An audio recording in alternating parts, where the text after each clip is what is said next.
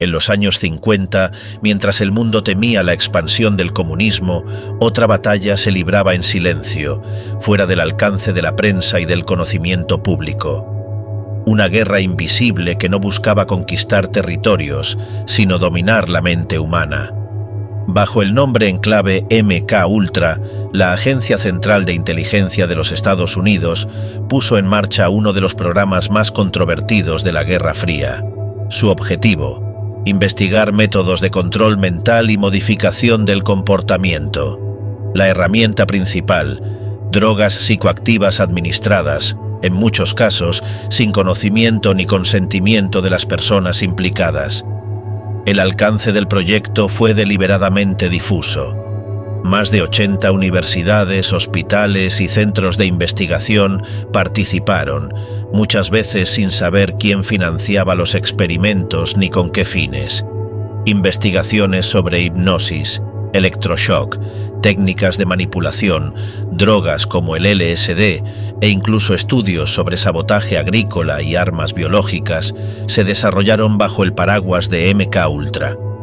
Algunas pruebas se llevaron a cabo con voluntarios, otras, en cambio, recurrieron a sujetos completamente desprevenidos. Adictos a la heroína que aceptaban participar a cambio de dosis, pacientes psiquiátricos e incluso ciudadanos comunes expuestos en contextos sociales. En más de una ocasión, las consecuencias fueron devastadoras. Un caso emblemático fue el de Frank Olson, científico del ejército, quien murió tras ser drogado sin saberlo por sus propios colegas. Durante años, todo rastro documental fue cuidadosamente borrado.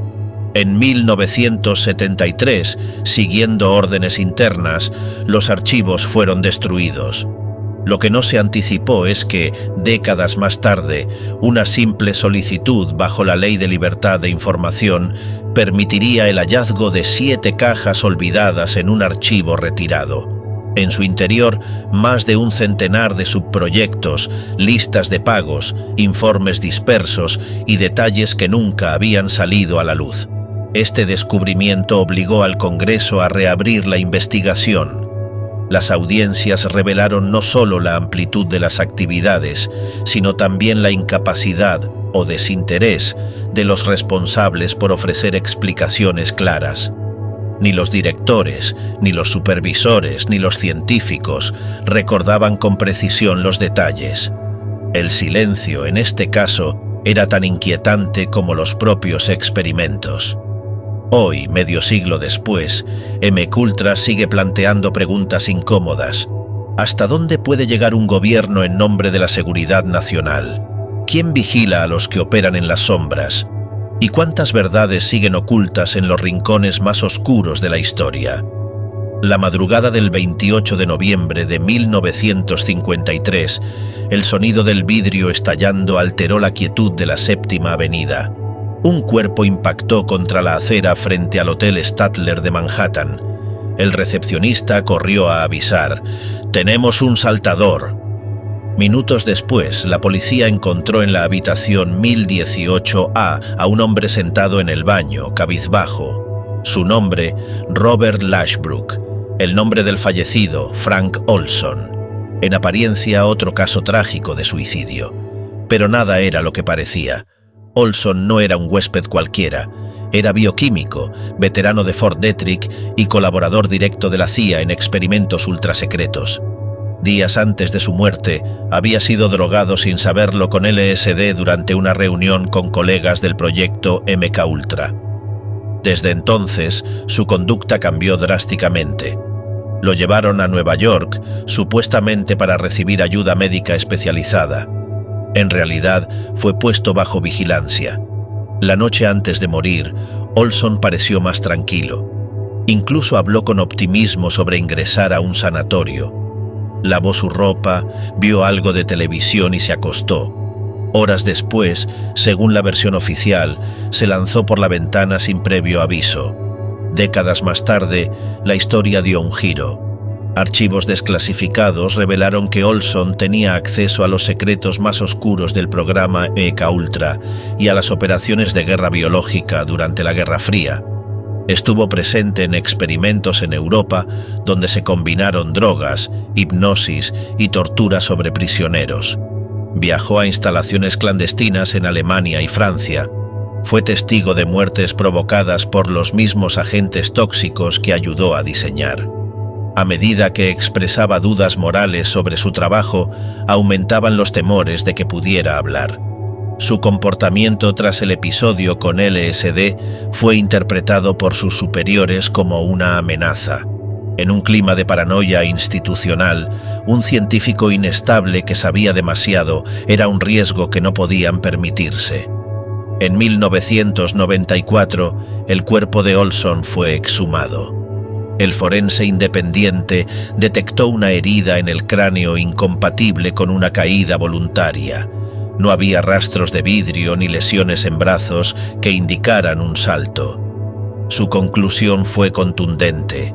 Olson pudo haber sido golpeado antes de ser arrojado. Para su hijo Eric, la explicación oficial se desmoronaba. No fue una reacción adversa al LSD, no fue una crisis personal.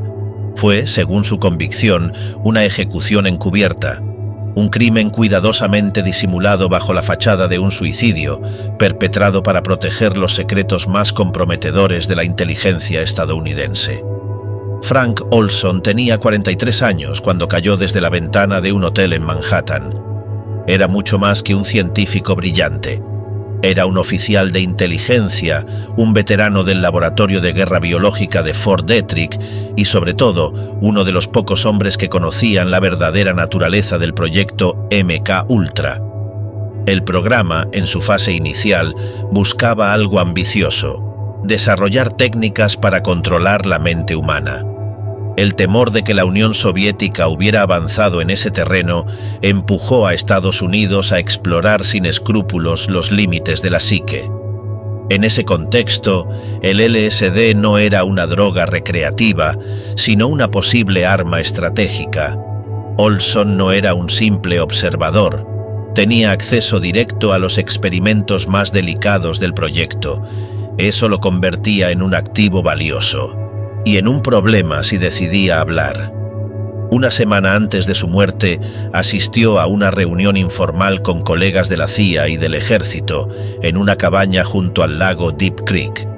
Allí, tras una ronda de copas, varios de los asistentes comenzaron a sentirse extraños. Gottlieb, el jefe del programa, les informó que sus bebidas habían sido adulteradas con LSD.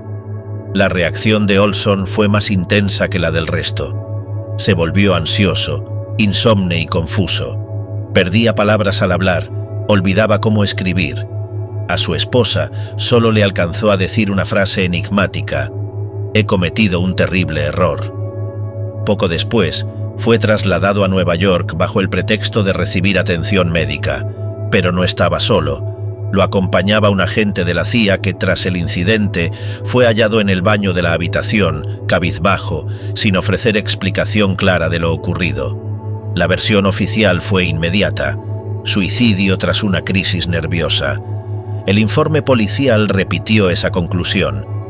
Años más tarde, en 1975, el nombre de Olson apareció enterrado en un informe del gobierno sobre experimentos ilegales. La familia, desconcertada, pidió explicaciones. Días después, se reunían en la Casa Blanca con el presidente Gerald Ford. Recibieron una disculpa pública y un pago compensatorio, condicionado a no presentar demanda alguna. Pero las dudas persistían. En 1994, sus hijos ordenaron exhumar el cuerpo. El forense no encontró pruebas directas de asesinato, pero tampoco las heridas típicas de un salto a través de una ventana cerrada. La hipótesis del suicidio, lejos de consolidarse, se volvió aún más cuestionable. Y la pregunta esencial seguía sin respuesta. ¿Fue Frank Olson víctima de su conciencia o de aquellos a quienes servía? Las preguntas en torno a la muerte de Frank Olson no se apagaron con los comunicados oficiales ni con las disculpas presidenciales. Con el paso del tiempo, surgieron nuevas fuentes y testimonios que apuntaban a una posibilidad inquietante.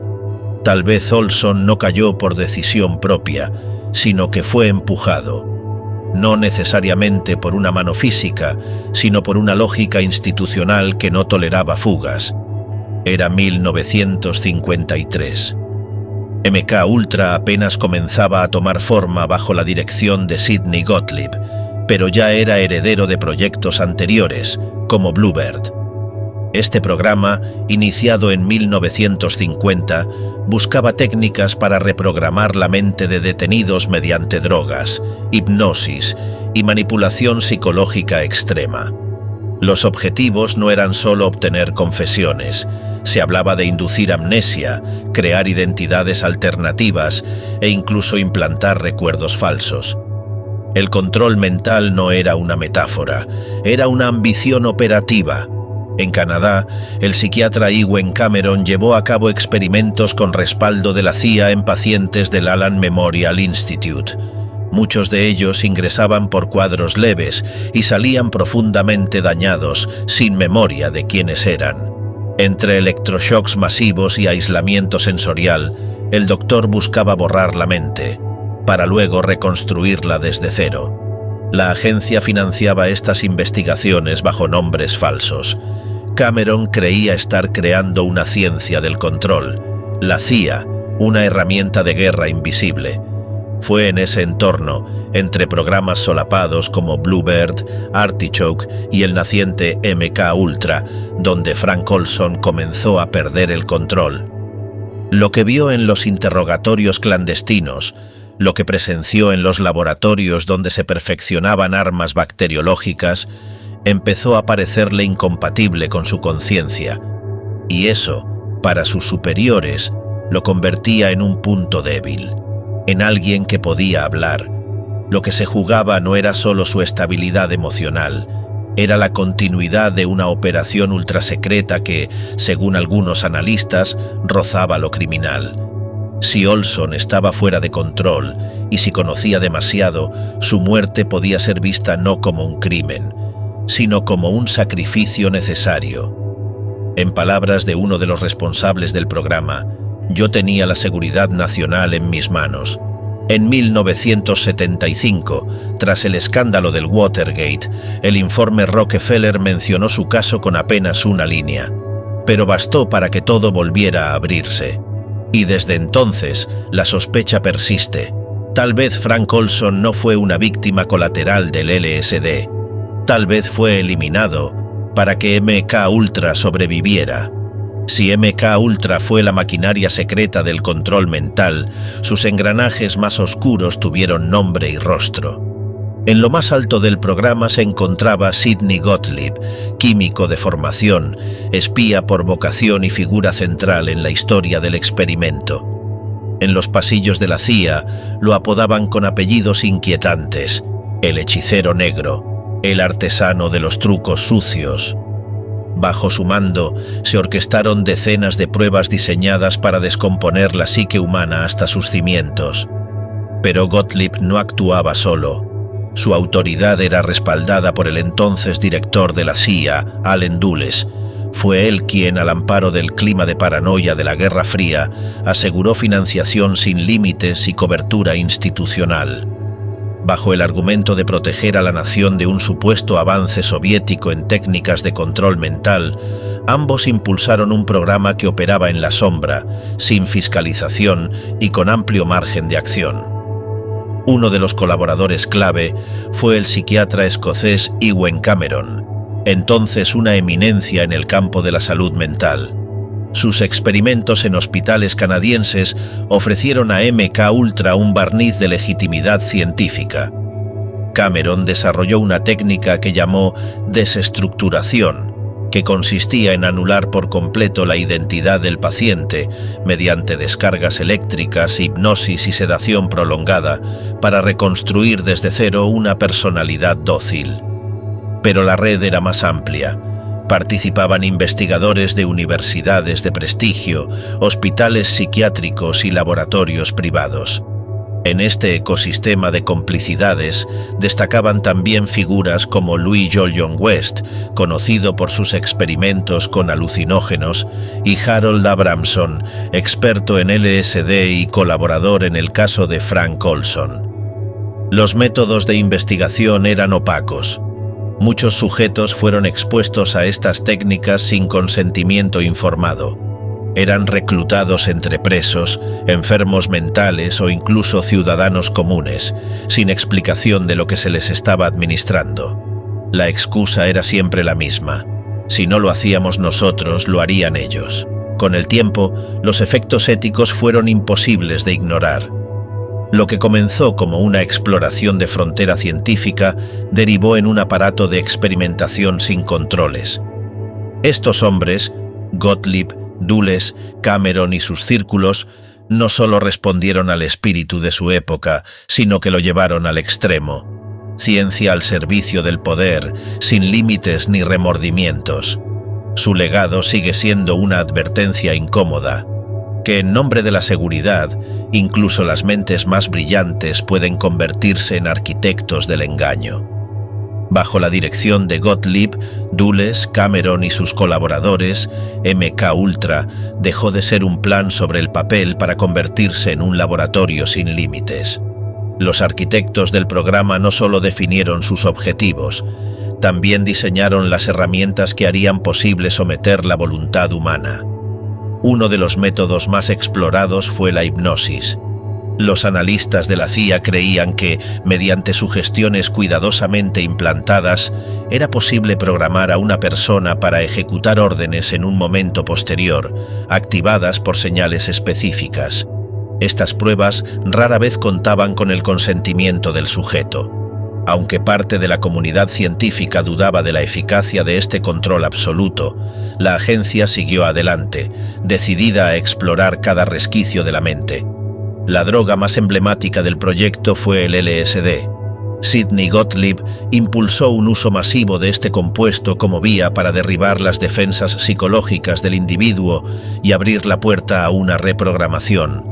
Decenas de prisioneros, pacientes psiquiátricos e incluso empleados de la propia CIA fueron dosificados sin previo aviso. Las experiencias variaban desde episodios de euforia y distorsión sensorial hasta crisis psicológicas permanentes. Para los responsables, el riesgo personal de los sujetos era un precio asumible en nombre de la seguridad nacional. Otra técnica central fue la privación sensorial extrema. En cámaras especialmente diseñadas se eliminaban todos los estímulos: luz, sonido, contacto humano. Horas o días en ese aislamiento bastaban para quebrar la estabilidad emocional y hacer al individuo más vulnerable a la sugestión. En muchos casos las secuelas eran irreversibles. A estas tácticas se sumaban combinaciones calculadas: drogas más hipnosis, privación más interrogatorio, dolor físico acompañado de mensajes repetitivos. Todo buscaba el mismo fin: desmantelar la identidad original del sujeto para reconstruirla de acuerdo con los objetivos del programa. Nada de esto se llevaba a cabo en escenarios improvisados. Los experimentos se documentaban con precisión clínica.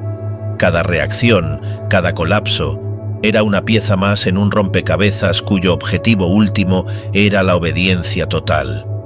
En este contexto, la frontera entre investigación y abuso dejó de existir. La justificación institucional era constante. Si la Unión Soviética desarrollaba estas técnicas primero, la balanza de poder se inclinaría de forma irreversible. Sin embargo, bajo esa bandera de urgencia, MK-Ultra se convirtió en un campo de pruebas donde la dignidad y los derechos humanos quedaban relegados frente a la obsesión por controlar la mente. Las técnicas perfeccionadas bajo MK-Ultra no surgieron de la nada. Antes de que Sidney Gottlieb y su red consolidaran el programa, la CIA ya había experimentado con otro proyecto de nombre en clave inquietante: Artichoke. Nacido oficialmente en agosto de 1951 y heredero directo de Bluebird, este programa tenía un objetivo que iba más allá de obtener información. Buscaba responder una pregunta extrema: ¿Podía una persona ser inducida, en contra de su voluntad y de su instinto de supervivencia, a cometer un asesinato? Bajo la dirección de la Oficina de Inteligencia Científica de la CIA, Artichoke reunió recursos de las divisiones de inteligencia del Ejército, la Marina, la Fuerza Aérea e incluso del FBI. Sus métodos combinaban hipnosis, drogas y aislamiento total como herramientas de acoso psicológico y de interrogatorio. En sus primeras fases, los experimentadores utilizaron cocaína, marihuana, heroína, peyote o mescalina, pero pronto concluyeron que el LSD era el agente más prometedor para desarmar mentalmente a un sujeto. Las víctimas de estos procedimientos, a menudo detenidos, desertores, prisioneros de guerra o personas consideradas débiles o menos inteligentes, salían del programa con lagunas mentales profundas, incapaces de reconstruir con precisión lo que les había ocurrido. En algunos casos, se llegó a mantener a un individuo bajo los efectos del LSD durante 77 días seguidos, una experiencia destinada a borrar toda resistencia psicológica. Artichoke no se limitó al uso de drogas. También investigó la adicción forzada a la morfina, seguida de una retirada controlada para doblegar la voluntad de un prisionero. Además, exploró el potencial de agentes biológicos como el dengue y otros patógenos no necesariamente letales, capaces de incapacitar de manera temporal o prolongada.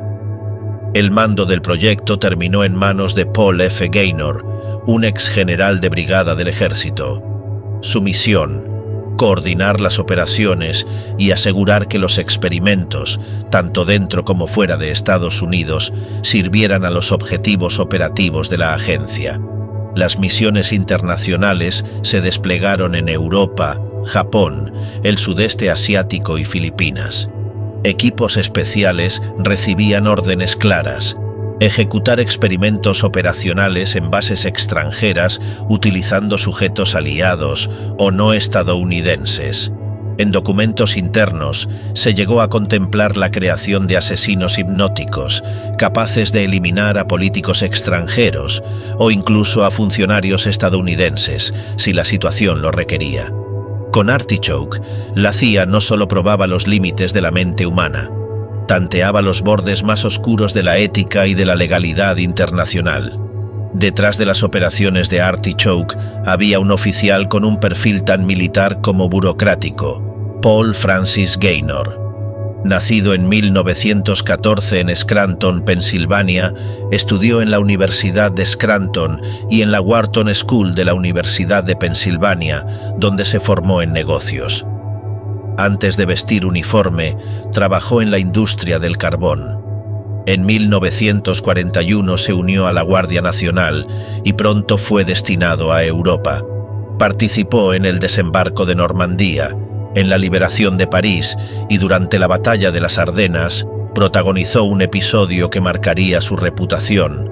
Cubriendo la retirada de su compañía, mató a 8 soldados alemanes y logró contener el avance enemigo. Su acción le valió la Cruz por Servicio Distinguido. Con la creación de la CIA en 1947, Gaynor fue reclutado para su personal de investigación. En 1951, el director Walter Bedell Smith lo eligió para encabezar el recién creado Proyecto Artichoke. Su experiencia como interrogador durante la guerra y su habilidad para coordinar operaciones conjuntas con las Fuerzas Armadas lo convertían en la elección natural. Él mismo lo dejó claro en un informe: era imperativo contar con un grupo estable y disponible de sujetos humanos para la experimentación. Bajo su mando, Artichoke probó drogas, hipnosis, privación sensorial y agentes biológicos para explorar los límites del control mental y la coerción. Si bien la mayor parte de los experimentos iniciales se realizaron en el extranjero, Gaynor impulsó su traslado al territorio estadounidense tras la creación de MK-Ultra en 1953. De hecho, fue uno de los arquitectos de la transición. Cuando Artichoke se integró en MK-Ultra, él propuso ampliar el acceso a sujetos, desde extranjeros considerados indeseables hasta miles de militares encarcelados por consejo de guerra. Su carrera en la CIA no estuvo exenta de controversia. Lideró investigaciones internas contra empleados homosexuales, archivos que más tarde saldrían a la luz, y fue criticado por el propio Allen Dulles por su cercanía con simpatizantes de antiguos nazis. Más tarde, su nombre aparecería tangencialmente en el contexto del escándalo Watergate, debido a sus vínculos con James W. McCord Jr., uno de los implicados en el allanamiento. Gaynor se retiró en 1973 con la Medalla al Mérito de Inteligencia. Murió 2 años después, de forma repentina, en su casa de Virginia. Para entonces, el programa que había dirigido había mutado en una operación mucho más amplia y secreta, MK Ultra, donde las técnicas ensayadas bajo su supervisión alcanzarían su máxima expansión. La década de los 70 comenzó a resquebrajar la confianza de los estadounidenses en su propio gobierno. Tras el escándalo del Watergate y la dimisión de Richard Nixon, la nación vivía en un clima de sospecha permanente. Los rumores de que la CIA había jugado un papel en el allanamiento de la sede del Partido Demócrata encendieron todas las alarmas. En este contexto turbulento, el nuevo presidente, Gerald Ford, se vio obligado a tomar medidas. Primero llegó la Comisión Rockefeller, un intento de calmar a la opinión pública con una investigación interna sobre los abusos de la agencia. Pero pronto el Congreso decidió ir más allá.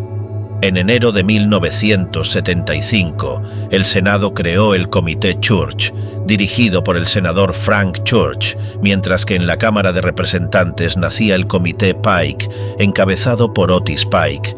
El objetivo inicial era claro: revisar el alcance de las operaciones encubiertas de la comunidad de inteligencia, pero lo que encontraron superó con creces sus expectativas. Entre miles de documentos y testimonios apareció un nombre que parecía sacado de una novela de ciencia ficción: Proyecto MK Ultra. Lo que había comenzado como una investigación sobre espionaje político se transformó en algo mucho más inquietante: la revelación de un programa secreto en el que la CIA había experimentado con drogas alucinógenas, hipnosis y manipulación psicológica. No solo en soldados y prisioneros, sino también en ciudadanos comunes, muchos de ellos sin saberlo. El país que se había erigido como defensor de la libertad y los derechos humanos se veía ahora obligado a enfrentarse a un pasado oculto, donde la línea entre seguridad nacional y violación de derechos fundamentales había sido borrada sin remordimientos. Era apenas el inicio de un escándalo que no solo desnudaría los abusos de la CIA, sino que también obligaría a replantear hasta dónde podía llegar un gobierno en nombre de la seguridad. El telón del MK Ultra no cayó con dignidad ni con arrepentimiento. Al contrario, se cerró con fuego, cenizas y documentos destruidos en la trituradora de la CIA. Richard Helms y Sidney Gottlieb, los arquitectos de aquel infierno, no ofrecieron disculpas ni explicaciones. Prefirieron borrar las huellas y silenciar a quienes podían hablar. Pero el eco de las víctimas no podía ser triturado junto a los papeles. La voz de los comités, los informes del Senado y la indignación de figuras como Edward Kennedy resonaban con una verdad incómoda. La agencia que debía proteger a los ciudadanos había convertido a esos mismos ciudadanos en conejillos de indias, violando la Constitución, el juramento hipocrático, el Código de Nuremberg y hasta la propia Declaración de Derechos Humanos de la ONU. La gran paradoja era evidente. En nombre de la libertad se había atacado la esencia misma de lo que significa ser libre. La mente humana, ese último bastión de autonomía, fue convertida en un campo de batalla secreto. Y aunque los arquitectos del proyecto intentaron borrar su obra, la verdad comenzó a filtrarse. Lo que estaba a punto de revelarse no provendría de los pasillos del poder, sino de la obstinación de un hombre que se negó a dejar que el silencio enterrara la historia. John Marks, el investigador que abrió las grietas del secreto mejor guardado de la CIA. El poder del Estado había hecho todo lo posible por borrar el rastro del MK Ultra. documentos incinerados, testigos amedrentados y una maquinaria de secretos aceitada por décadas de Guerra Fría. Para muchos, aquel capítulo oscuro de la CIA estaba condenado a desaparecer en las sombras de la historia, pero en medio de ese silencio impuesto, una sola voz comenzó a resonar. Su nombre, John Marks. Marks no era un espía, ni un político con poder. Era un periodista e investigador obstinado, un hombre convencido de que la verdad debía salir a la luz, aunque estuviera enterrada bajo toneladas de censura. Su herramienta no era un arma, sino un recurso democrático recién estrenado, la Ley de Libertad de Información. Gracias a ella, Marks logró obtener miles de páginas que la CIA nunca pensó que verían la luz. No eran los informes completos. Helms y Gottlieb se habían encargado de destruir la mayoría, pero sí los registros financieros, recibos, presupuestos, contratos ocultos tras instituciones falsas. Lo que para la CIA eran simples números, para Marks eran un mapa del tesoro, un rompecabezas que, con paciencia obsesiva, comenzó a encajar. Tras años de investigación, su trabajo cristalizó en un libro que se convertiría en una referencia histórica, The Search for the Manchurian Candidate, la búsqueda del candidato manchuriano. En esas páginas, el mundo descubrió por primera vez la magnitud de los experimentos. LSD administrado a prisioneros y soldados sin consentimiento, electroshocks devastadores, lobotomías encubiertas, manipulación hipnótica y hasta planes de crear asesinos programados. El Senado reconoció la magnitud de lo que había hecho Marks. Algunos senadores admitieron que él, un civil armado solo con papeles y voluntad, había logrado más que todas las comisiones oficiales juntas. El secreto mejor guardado de la CIA ya no pertenecía solo a los pasillos del poder. Estaba frente al mundo, desnudo, incómodo y condenatorio. Si los documentos revelados por John Marks mostraban la maquinaria del proyecto, las historias de las víctimas eran el eco humano que esa maquinaria había triturado, porque detrás de cada cifra, de cada recibo y de cada subproyecto numerado, había personas reales, vidas que jamás volverían a ser las mismas. Uno de los casos más perturbadores fue el del Dr. Frank Olson, un científico del propio ejército estadounidense. Sin advertencia alguna, sus superiores lo invitaron a beber un vaso de licor. Estaba adulterado con LSD. Días después, en medio de un colapso nervioso y una paranoia incontrolable, Olson cayó desde la ventana de un hotel en Nueva York. La versión oficial habló de suicidio. Para muchos fue asesinato. Su familia tardó décadas en conocer la verdad, que había sido víctima de la misma institución para la que trabajaba. Pero Olson no fue el único. En Lexington, Kentucky, prisioneros afroamericanos adictos a la heroína fueron convertidos en voluntarios a cambio de su droga de preferencia. El médico Harry Sisbel llegó a mantener a 7 de ellos bajo los efectos de LSD durante 77 días seguidos, privándolos incluso del sueño con descargas eléctricas. Lo llamó ciencia. En realidad fue tortura. En la costa oeste, la CIA montó apartamentos secretos bajo el nombre de Operación Midnight Climax. Allí, prostitutas reclutadas por la agencia atraían a hombres desprevenidos que eran drogados con LSD mientras agentes observaban tras espejos falsos. El experimento buscaba entender cómo el sexo y las drogas podían usarse como armas de espionaje. Lo que dejó fue un reguero de vidas destruidas y memorias fragmentadas. Y no podemos olvidar a los miles de ciudadanos que jamás supieron que estaban siendo utilizados.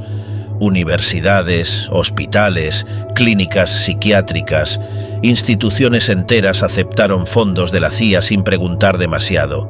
Jóvenes, estudiantes, enfermos mentales, todos podían ser carne de experimento en nombre de la seguridad nacional.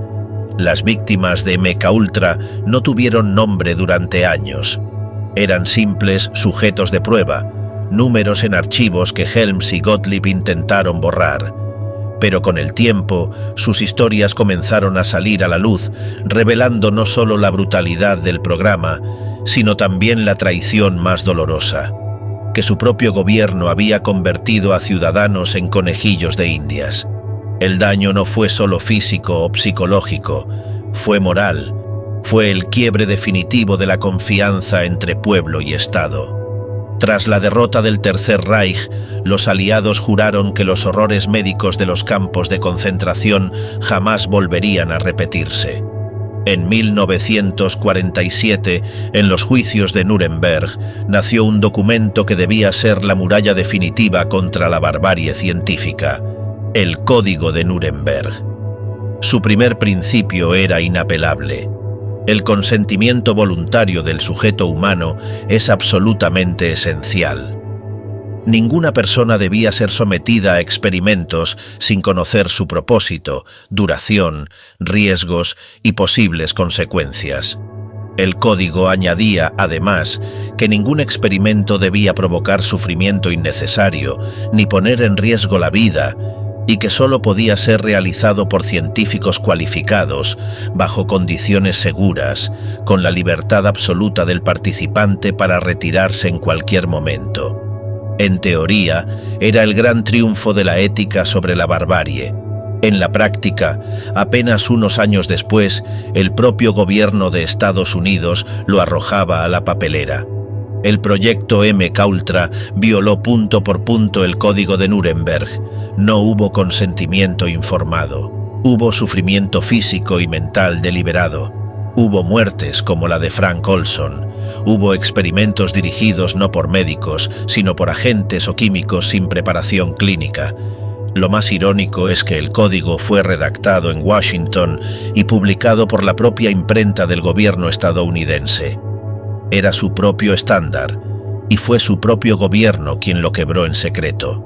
Con MKUltra, la línea que separaba la democracia de aquello que había jurado combatir se difuminó peligrosamente. La teoría ya era aterradora, pero la práctica lo fue aún más. Detrás de los informes secretos y las cláusulas legales violadas hubo personas reales. Seres humanos que nunca supieron que se convertirían en cobayas de un experimento oscuro. Uno de los ejemplos más infames fue la Operación Midnight Climax. En San Francisco y Nueva York, la CIA instaló burdeles falsos, equipados con espejos de doble cara y micrófonos ocultos. Prostitutas, reclutadas por la agencia, llevaban a hombres incautos a estas habitaciones. Allí, sin advertencia, se les suministraba LSD en sus bebidas. Mientras las luces rojas iluminaban las paredes, agentes ocultos observaban tras el cristal, tomando notas sobre cómo el sexo, las drogas y la vulnerabilidad podían convertirse en armas de control. Estos experimentos no solo rompían la ética, convertían la intimidad humana en un laboratorio de manipulación. El caso de Frank Olson fue todavía más trágico. Científico del Ejército de Estados Unidos, especialista en guerra biológica, Olson asistió en 1953 a una reunión rutinaria, o al menos eso creía. Sin saberlo, su copa fue adulterada con LSD. Días después, sumido en una espiral de paranoia y ansiedad, Olson cayó, o fue arrojado, desde la ventana de un hotel en Nueva York. La versión oficial, suicidio. Pero documentos desclasificados y testimonios posteriores sugieren otra cosa, que Frank Olson se había convertido en un riesgo para la CIA. Su muerte, aún hoy, sigue rodeada de misterio, un recordatorio brutal de hasta dónde llegaba la lógica de la Guerra Fría. Y no fueron solo burdeles o hoteles de lujo. En lugares como la prisión de Lexington, Kentucky, drogadictos encarcelados fueron utilizados como conejillos de indias. El doctor Harry Sisbell les suministraba sustancias experimentales día tras día. A cambio de colaborar, los prisioneros recibían la droga de su preferencia como recompensa. Algunos hombres llegaron a ser expuestos a LSD durante más de 70 días consecutivos. Otros fueron privados de sueño y sometidos a descargas eléctricas. No había consentimiento real, solo desesperación y manipulación. Estas historias muestran la verdadera cara de MKUltra. No fueron solo archivos secretos, sino vidas destrozadas. personas que jamás tuvieron la posibilidad de decidir. El gobierno que debía protegerlos los convirtió en instrumentos de laboratorio, violando cada código ético que supuestamente diferenciaba a Estados Unidos de las dictaduras contra las que decía luchar. La historia de MKUltra no es solo un capítulo oscuro en los archivos de la CIA, es un espejo incómodo de hasta dónde puede llegar un Estado, cuando el miedo, la paranoia y la obsesión por el poder se imponen sobre la ética y la dignidad humana. Lo que comenzó como un experimento en los márgenes de la Guerra Fría se convirtió en un sistema clandestino, con tentáculos en universidades, hospitales y laboratorios alrededor del mundo. Los métodos utilizados, hipnosis, drogas, electroshocks, privación sensorial, rompieron de manera flagrante cada principio del Código de Nuremberg, aquel juramento nacido tras los juicios contra los médicos nazis. El mismo juramento que prometía que la barbarie jamás se repetiría. Y sin embargo, bajo la bandera de la seguridad nacional, Estados Unidos quebró sus propias reglas. Las víctimas de MKUltra, muchas anónimas, padecieron pérdidas irreparables, identidad, salud mental y en algunos casos, la vida misma. Frank Olson es solo el rostro más visible, pero tras él había cientos de historias silenciadas. Cuando en los años 70 el Congreso y periodistas como John Marks sacaron a la luz parte de la verdad, lo que emergió fue apenas un fragmento. La mayoría de los documentos ya habían sido destruidos. Lo que conocemos hoy no es más que un eco de un aparato de manipulación mental que operó con impunidad durante más de 2 décadas. Y aún así, ese eco es suficiente, porque nos recuerda que incluso las democracias pueden cruzar la línea, que la frontera entre proteger y abusar es tenue cuando el poder se ejerce en secreto. Medio siglo después, MKUltra ya no es solo un nombre, es una advertencia, un recordatorio de que la mente humana, ese espacio íntimo y sagrado, puede convertirse en un arma si olvidamos los límites morales. Porque lo más aterrador de MKUltra no fueron las drogas ni las máquinas, fue la convicción de que todo estaba permitido. Y cuando una sociedad acepta esa premisa, lo que pone en riesgo no es solo la vida de unos pocos, sino la esencia misma de la libertad. El poder que controla la mente, controla al ser humano, y ese poder en manos equivocadas no conoce fronteras.